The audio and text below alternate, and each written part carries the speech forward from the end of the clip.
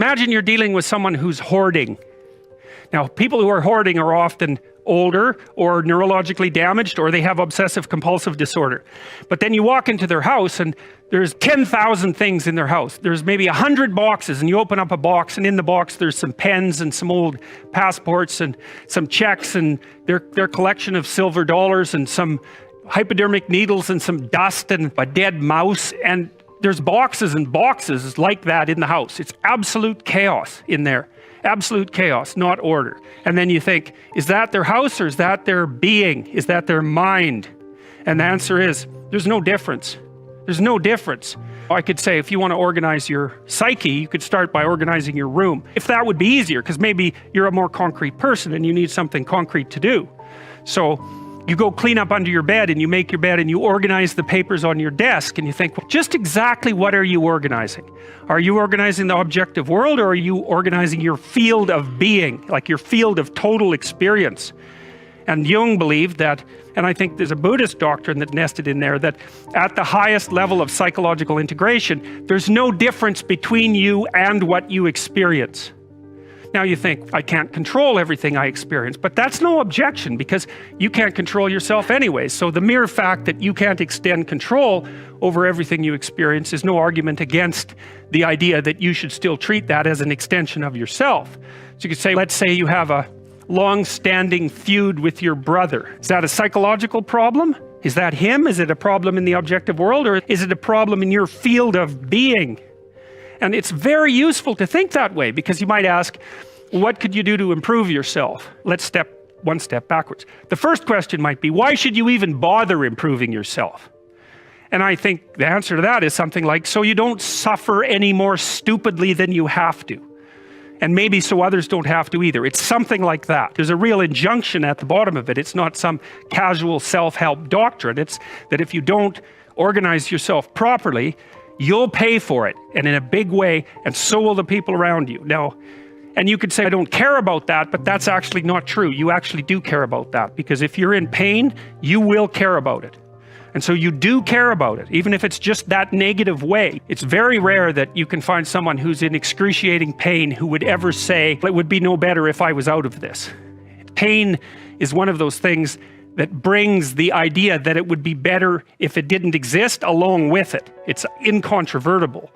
So you get your act together so that there isn't any more stupid pain around you than necessary. So then the question might be, how would you go about getting your act together? And the answer to that, and this is a phenomenological idea too, it's something like, look around for something that bothers you and see if you can fix it.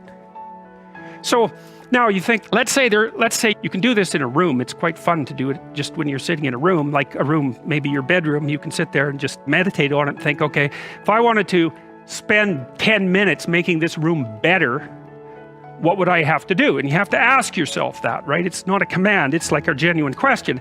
And things will pop out in the room that you like, there's a stack of papers over there that's bugging you, and you know that maybe a little order there would be a good thing, and there's some rubbish behind your computer monitor that you haven't attended to for 6 months, and the room would be slightly better if it was a little less dusty and the cables weren't all tangled up the same way. And if you allow yourself just to consider the expanse in which you exist at that moment, there'll be all sorts of things that'll pop out in it that you could just fix. And I might say, if you were coming to see me for psychotherapy, the easiest thing for us to do first would just be to get you to organize your room. You think, is that psychotherapy? And the answer is, it depends on how you conceive the limits of your being. And I would say, start where you can start. If something announces itself to you, which is a strange way of thinking about it, as in need of repair, that you could repair, then hey, fix it. You fix 100 things like that, your life will be a lot different.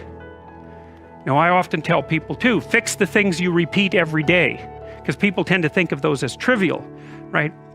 You get up, you brush your teeth, you have your breakfast, you have your routines that you go through every day. Those probably constitute 50% of your life. And people think they're mundane, I don't need to pay attention to them. No, that's exactly wrong. The things you do every day, those are the most important things you do. Hands down. All you have to do is do the arithmetic. You figure it out right away. So 100 adjustments to your broader domain of being, and there's a lot less rubbish around and a lot fewer traps for you to step into. And so that's in keeping with Jung's idea about erasing once you've got your mind and your emotions together, and once you're acting that out, then you can extend what you're willing to consider yourself and start fixing up the things that are part of your broader extent. Now, sometimes you don't know how to do that. So you might say, imagine you're walking down Bloor Street and there's this guy who's like alcoholic and schizophrenic and has been on the streets for 10 years. He stumbled towards you and incoherently mutters something. That's a problem. And it would be good if you could fix it, but you haven't got a clue about how to fix that. You just walk around that and go find something that you could fix, because if you muck about in that, not only is it unlikely that you'll help that person, it's very likely that you'll get hurt yourself. Just because while you're experiencing things announce themselves as in need of repair doesn't mean that it's you right then and there that should repair them. You have to have some humility. You don't walk up to a helicopter that isn't working and just start tinkering away with it. You have to stay within your domain of competence. But most of the time, if people look at their lives, it's a very interesting thing to do. I like the idea of the room, because you can do that at the drop of a hat. Go back to where you live and sit down and think, okay, I'm going to make this place better for half an hour. What should I do?